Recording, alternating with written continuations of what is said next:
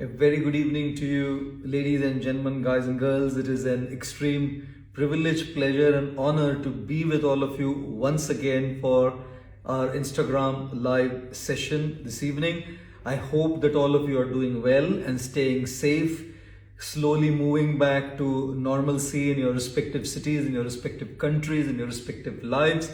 And I hope that you are all having a great time in your life as well.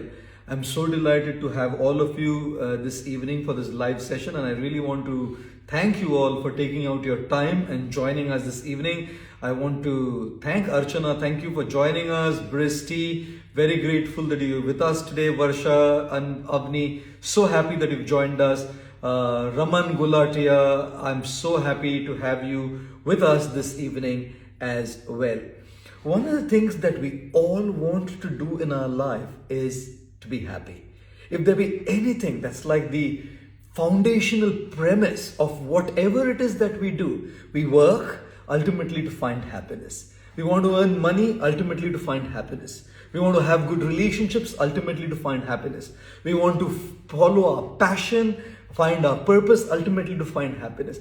It's all because we want to be happy. And everybody is looking for what is that definition of happiness. How do we craft and sculpt a happy life for us? I often tell the story of a guy who went up to a sage and said, "Sir, I want to find happiness and be happy. How can I be happy?" The sage told him, "Just go around that garden there, and can you see that butterfly? Can you catch that butterfly and bring it back to me?" The man said, "All right." He went to the garden to get that butterfly. As soon as he reached close to the butterfly flew off. He chased the butterfly wherever the butterfly flew and realized that the butterfly was just not coming within his grip. Exasperated, tired, exhausted, he sat down and suddenly the butterfly came and landed on his shoulder. The man came back to the sage and said, "I tried running after the butterfly wouldn't come in my catch and my grip. But as soon as I sat down quietly, the butterfly came and landed on my shoulder." The sage replied and said, "Look, my dear son, happiness is exactly like that. The more you chase it, the more you run after it, it seems like it's elusive. When you come to terms with yourself, happiness comes and lands on your shoulder in your life." Today, I want to offer with you 3 principles that you should do to remain happy. Number 1, have someone to love. Number 2, have something to do. And number 3, have something to look forward to. Someone to love, something to do in your life, and something to look forward to. One of the greatest aspects of finding deep joy is making sacrifices for others, to live for others. दूसरों के लिए जीने में जो एक संतोष है, दूसरों के लिए जीने में जो एक सुख है, दूसरों के लिए जीने में जो एक satisfaction है, वो केवल खुद के लिए जीने से नहीं आता. And we all do our little bit, tiny bit to help others, to serve others, to bring a smile on the face of others, and thereby find that deep fulfillment and contentment. But there are people who have made big sacrifices, who have put their lives at risks to be able to help others, serve others, save others' lives. All the people, all the soldiers and all the leaders in our defense forces, whether it's the army, the navy, or the air force, are standing at the borders and are protecting us, giving their lives up for us. And on this very day, 13 years ago, there was a catastrophe that happened in this country, in the city of Mumbai, 26/11, at Taj, all over the place, at the CST station, VT station, then at Taj, at Leopoldo, and at so many other places in the city. I remember I was sitting on the terrace of a very dear friend. We were celebrating the birthday of my guru. And at that time we had heard this massive sound of the blast and we didn't know what had happened, and then news started pouring in.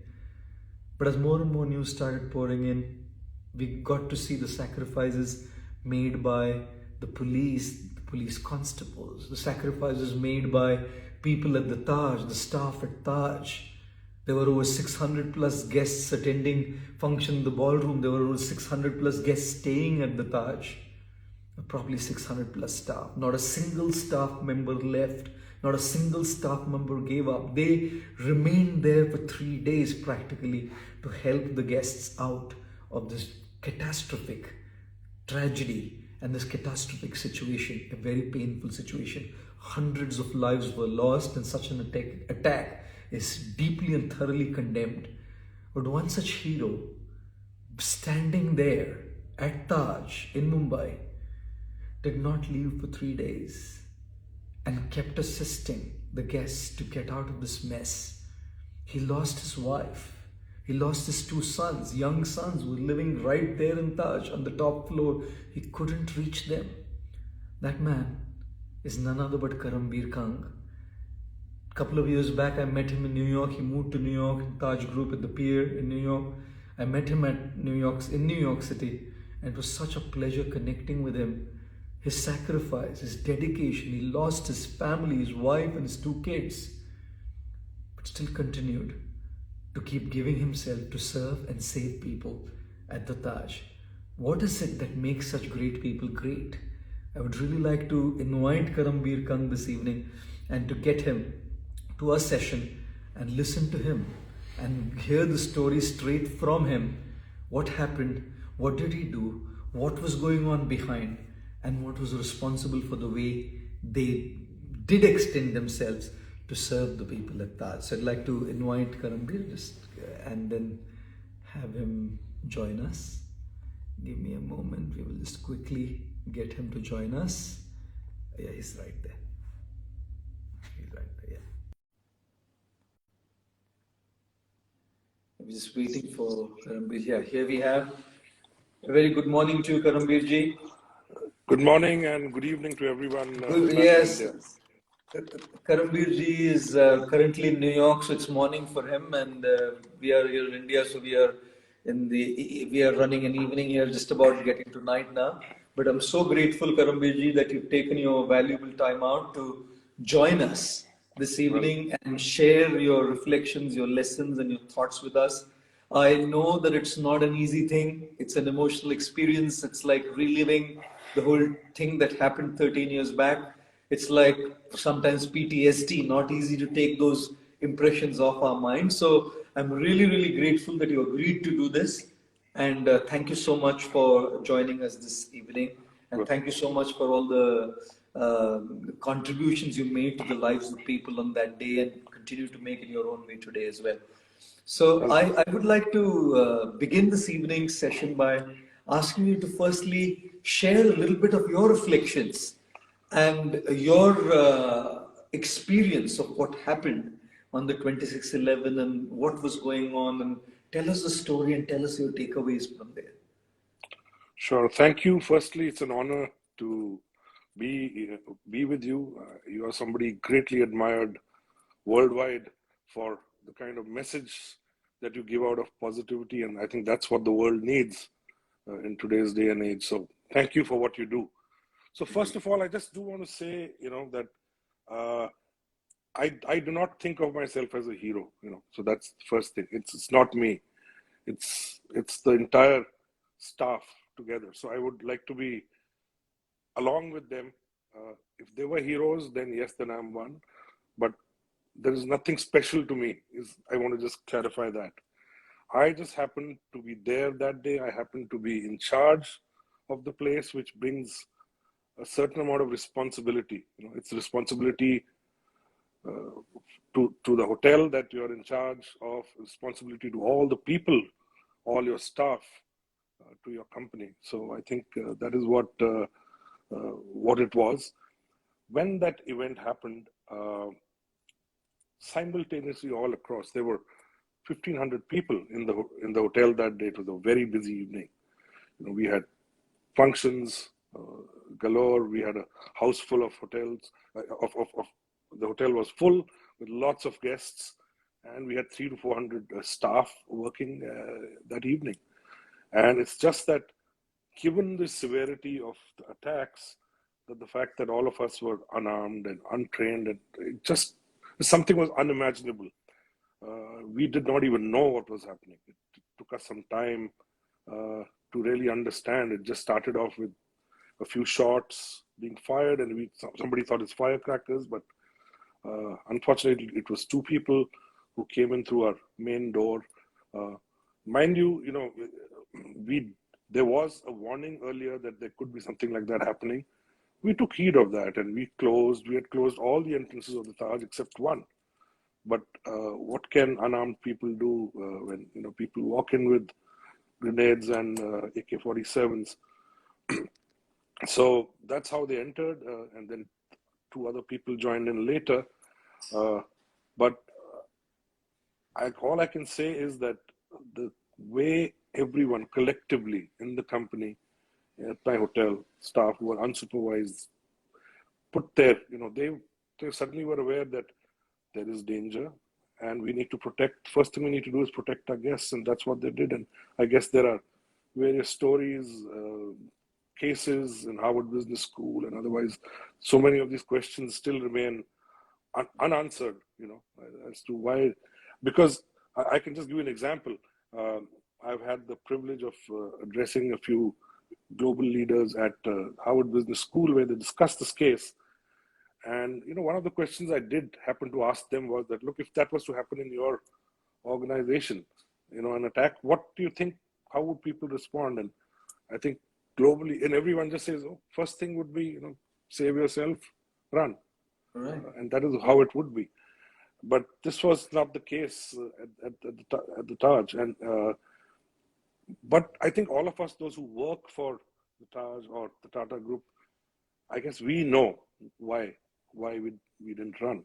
It's simply because I think it's really important that you work for an organization that has a greater purpose.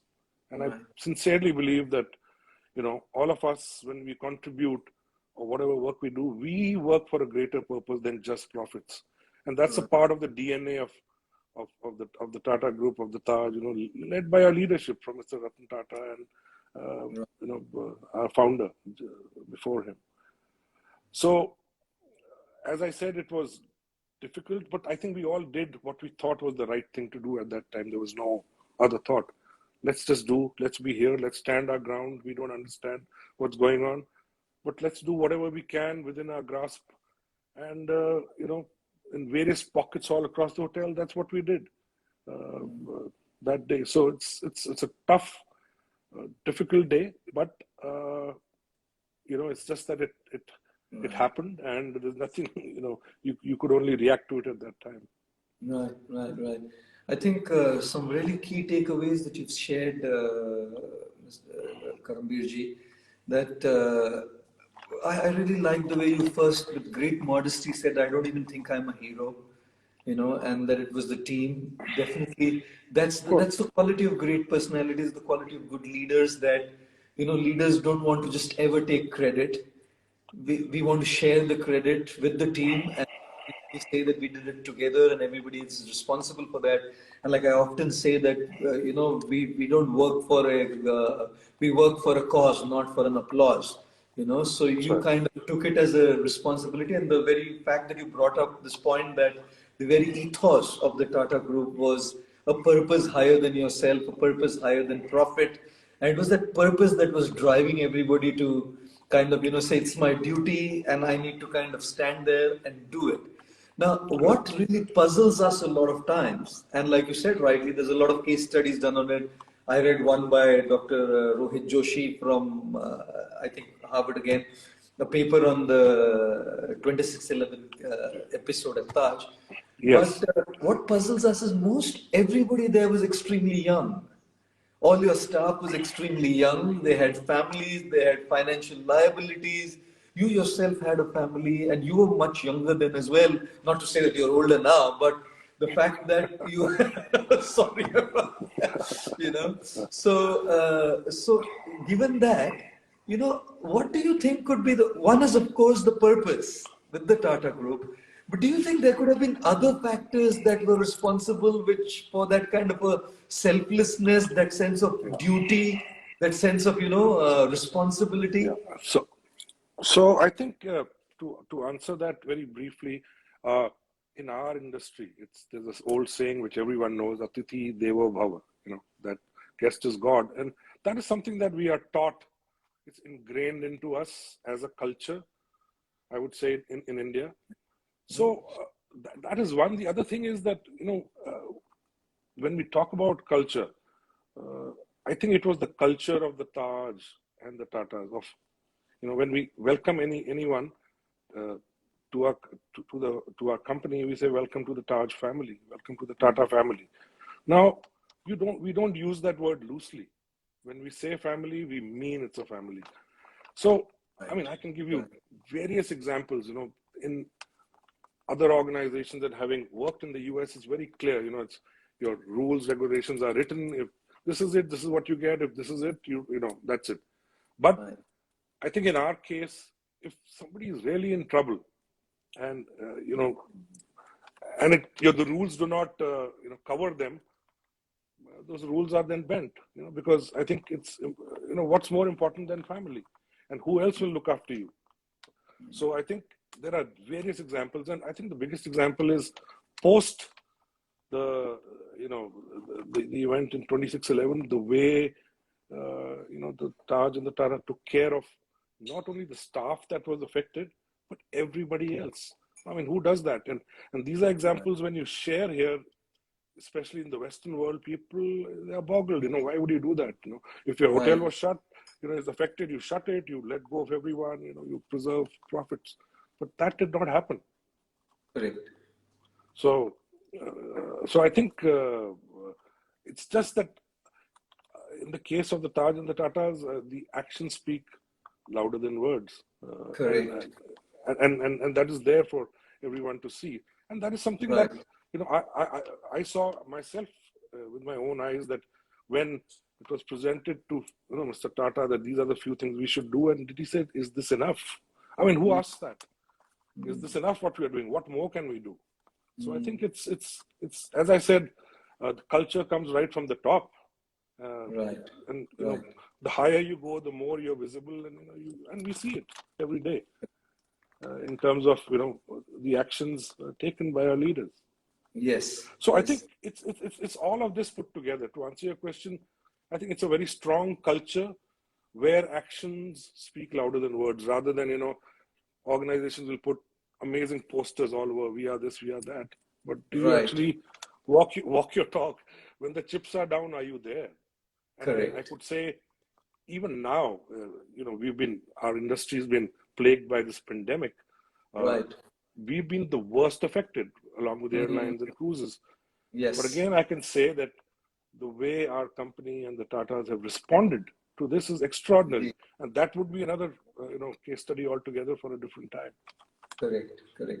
I think beautifully answered, Karambir ji, that, the whole culture, you said just the culture of the nation, that Atithi Devo Bhava is like, guest is kind of God. So हम लोग अपने अतिथियों को देवता के समान तुल्य मानते थे. तो एक वो संस्कृति से ही, from the culture itself we felt. But then there's a whole culture at the Taj, as you said. It was a family culture. We don't say that, कि हम ताज वाले, हम एक परिवार के हैं. And I like that statement you made that, it's not just words, but it's like a sense of belonging. We don't just say it, but we live by it. And then also the point that you brought up about leadership, that the leadership kind of from the top, it percolates down to the grassroots levels, where if the leader is kind of following these values, then it percolates down into the organization and creates this whole work culture. Right. So I once read a beautiful quote which said that a person telling his boss, saying that I don't care how much you know until I know how much you care. Yeah. So I really don't care how much you know until I know how much you care. So what people really look at is how we are cared for. And even Richard Branson, the leader of the Virgin Group, he said something interesting. He said, train your people so well in an organization that they can leave you, but treat your people so well that they don't want to leave you. Right? It's just such treatment and care that really brings in that sense of loyalty, that sense of commitment, where people are willing to give their blood, sweat, and tears, and their very lives. They're not just giving their commitment here, they were ready to give up their very lives for the sake of the guests, to save them and to escort them out and to make sure that they're safe. So really, really thank you very much for bringing up that point in this pointers to this as an answer to that question. Sure. But if Thank you you. don't mind me asking you, Yes, I think of it's course. probably a little personal, probably a little Of course. touchy as well, because it's Hmm. an emotional experience. At the end of the Yes. day, आपका नाम ही करमवीर जी करमवीर है, right? So Karamveer is someone who has Veer Karam, like courageous, valorous acts.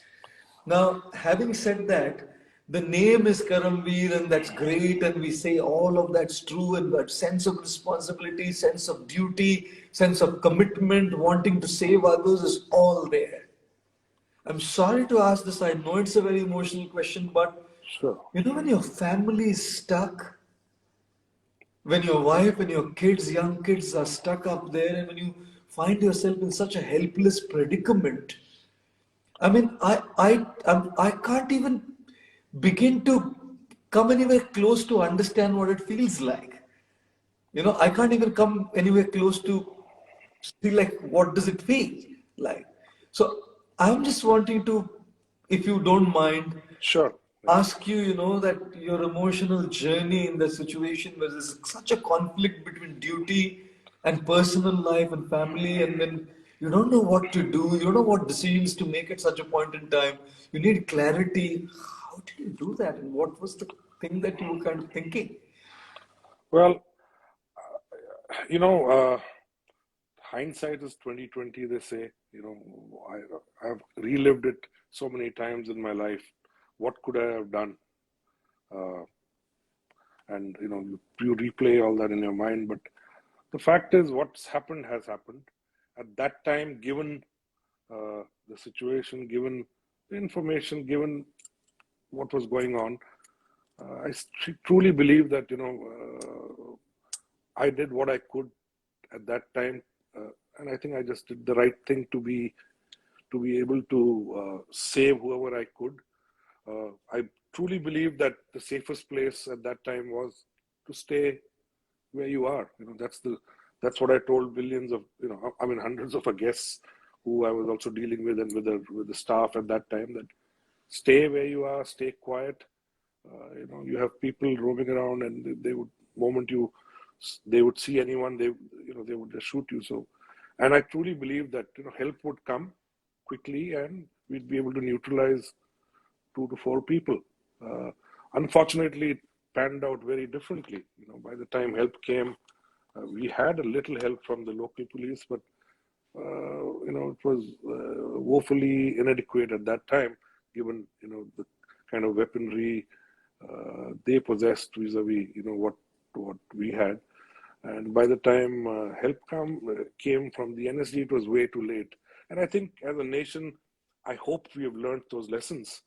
Uh, that I hope firstly something like this does not happen again, Right. or if it does, then we have the right response to it.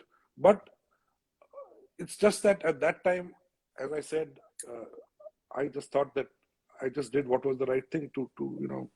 There were 1,500 people in the hotel, and we were able to get most of them out, which I think is commendable for the staff that Right. worked with me together. I mean, there was a time when I did get to know that they had set fire on the top floor where the family was, and I could see the flames. I mean, I knew that, and it's that time when I just kind of I just broke down, in the sense I did not know what to do, Mm. and I called my parents. They were in Bahrain at that moment with my sister, and I just spoke to my mom and dad, saying, "Look, I couldn't save them. What I was breaking down." And then there's those words of my mother, which she said, be a true soldier. You be a true Sikh. Don't abandon. And then my father spoke to me that you are like the captain of the ship. You should be the last one. If you couldn't save them, save others. And I think that stayed with me. So, various things happened after that. Of course, it was the most difficult time in my life post that.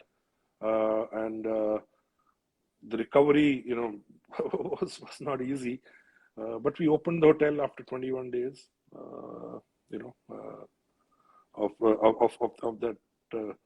And that was thanks to the support that we got from, right from the top, from Mr. Tata to, Mr. Krishna Kumar, who was our vice chairman and CEO. So I think we rallied together as a team. But I just want to say that, there are a few, what lessons I would say I have learned are just the 3 or 4 thoughts that come to me. Mm-hmm. One is that I think each of us as individuals are way stronger than we think we are. I think we just have to look within. We surprise ourselves, and you don't know where that comes from, but I think we need to believe in ourselves. We are way stronger than we think we are. And life happens. I'm not the only one that has happened to. Things like this have happened. It's happened over the centuries. Things like this will happen again, But it's just that you need to deal with it, in the sense, I just think that don't play the victim, If life takes from you and if it gives you another chance, take back from life. I think that's a choice that you can make. And that's a choice that I think I chose to make, that I have to take back as much as I can. And more important than that, I think to live in peace, you have to forgive, You have to forgive everything. I'm not saying forget, but for your own sanity, I think you need to forgive, and you need to forgive yourself first. You have to, because if you don't do that, then you'll never be in peace. You have to forgive yourself. And so therefore you carry them with you, but you don't look back. That's the way of life. And so these are a few thoughts that I think have helped me. And in that, of course, I've had, amazing support from my family, and I have a set of close friends, and they've been with me through thick and thin. So that's something that I thought I would share with you. Sure, incredible, very, very inspiring. Thank you for sharing that. And I think such an incredible support from your parents, even at that moment, to be able to even say those words, for parents to be able to say those words, be a true Yep. soldier, be a captain. I mean, it really requires that, the inner strength to be able to say that, and those words give you the sense of strength to be able to handle that. Yes. And thank you so much for those key takeaways. And I think all those who are watching us need to remember these 3, 4 things. Number one, that we are way stronger than what we think we are, and sometimes circumstances and situations reveal that strength to us. We are not aware that that strength existed within us, but we get to know only when such circumstances come. Number two that you said was, when life takes something from us, learn also at some point in time to take back from life. That's a choice we can make. And I think that was a great takeaway and a great lesson as well. And I think the very fact that you said that it wasn't an easy journey, and it was important to take that support from friends, that emotional support, and required to be able to get back. Just a quick another question on that is, were there, apart from emotional support and support from friends, did you do anything else in particular? Because it's such a traumatic, painful thing. And one more thing, sorry, I missed on that. One very important principle you said, that you need to forgive yourself. Sometimes, we just live in guilt that we couldn't do it, but we need to give up that guilt True. and forgive ourselves, because there are things that were not in our control at the end of the day. Correct. So very Correct. important point that you mentioned. But I also wanted to know if there is anything specific that you feel you did, and that can help those who are watching us, because everybody is going through some kind of guilt, some kind Yeah. of trauma in their own lives. So I think for me, though people say closure, this and that, there is never a closure, but Correct. to attempt towards Correct. it. So post the event, almost everyone advised me, okay, you are here, and it's so much has happened. Why don't you go somewhere else and do something else within the group, within the company, all that. But to me, I think it was most important to face my fear. I would see that building half burned, and I just thought to myself that I think, what am I running away from? Why, if you didn't run then, why you run? Why should you run now? So I kind of stayed in the same position for a year and a half, and I'm thankful, to all my bosses then for allowing me that to rebuild. As I say, everyone has to build their Taj Mahal. So True. I think I built mine to rebuild it, to re-see it coming back, and then I thought it's the right time. Okay, now it's rebuilt, it's new, time to move on and do something, different. So I think that perhaps facing that for a year and a half after that, and seeing the ruins but seeing them rebuilt, I somehow felt that was healing for me. And of course, during the same time, as I said, my family and friends were right there like a rock next to me. So all of these things happened, and it helped me give some focus. Of course, I started to enjoy doing a few things which I had never done before. Music, cooking, a few of these things. I just said, let me spend time doing things that I enjoy doing. So all that also helped me, reading. So yes, but I just thought that, and also I think partly sharing, like the opportunity you've given to me now, that if what I say can make a difference to even one person in their life, then I think it's a life well lived. So that's what I feel. Oh, again, thank you. I had goosebumps when you were sharing this. Goosebumps. That you Thank you. said that we have to build our own Taj Mahals. Our Taj Mahals, everybody watching here, something is happening to their Taj Mahals in their own ways. And life does what it does in its own way, and brings down the Taj Mahal. And just building back the Taj Mahal is healing. Just to be able to build it back rather than just sitting and watching back, but to rebuild it and facing your own fears. I cannot imagine, sir. I absolutely cannot imagine, and hats off to you, that to be able to live there after the whole episode and after going through that whole trauma, and to still be able to create it back again, bring it back to its own glory. I think that requires courage, that requires grit, that requires that strong sense of purpose. And kudos to you that you were able to do that and rebuild it. And then, of course, add other things like music, like you said, other aspects which were very healing to you. So, thank you for sharing that incredible insight that we will all have our Taj Mahals that will go down, and we all need to rebuild our Taj Mahal. And rebuilding our own Taj Mahals is healing itself at times. Right? It can itself create its impact of healing, and one life saved is a life well lived, as you said. It's Mark Twain once said that the two most important days of your life are, number one, the day you were born, and number two is the day when you find out why you were born. Why? And why we were Exactly. born is that day to make a difference to somebody's life. So I really, really am grateful that you shared this with us. Just to conclude on that, I know that, it's a whole emotional experience, and I don't want to prolong it too long. But just to conclude our session, how do you see your life panning out now? And, how is your life currently? And what is it that you're doing in New York City? Just a ray of hope.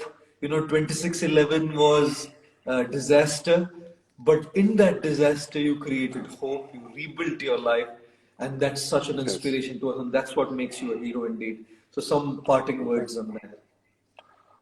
thank you very much. I think I'm extremely happy where I am at this time in life.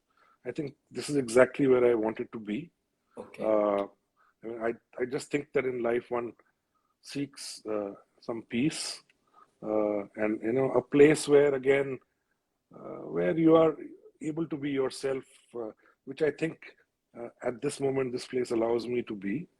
Uh, and I have a family now. I have a child, and I'm extremely happy for what I have. In fact, yesterday was Thanksgiving, here in the Right, US, and right. one Correct. I'm just thankful for everything that I have. That create a family, loving friends. I work for an amazing company, and so what else can you ask for? So I'm just grateful for all of that. Amazing. what can I say? We're just completely Thank you. inspired by hearing your words. Yours is a story of sacrifice. Yours is a story of rebuilding yourself. Yours is a story of finding joy despite so much despair. Yours is a story of crafting your life out of gratitude. Yours is a story of making an impact and saving lives. Yours is a story of setting an example for people in this world that no matter what happens to you, you can still look for hope, look for joy, look for gratitude, and stand up again and rebuild your Taj Mahal. There will be 2611s in our lives, but we can all rebuild our Taj Mahal. Yes. Is an incredible message that Karambir Khan ji has shared with us. I cannot thank you enough for this time that you've given No, us and thank given all you. our Thank you. people.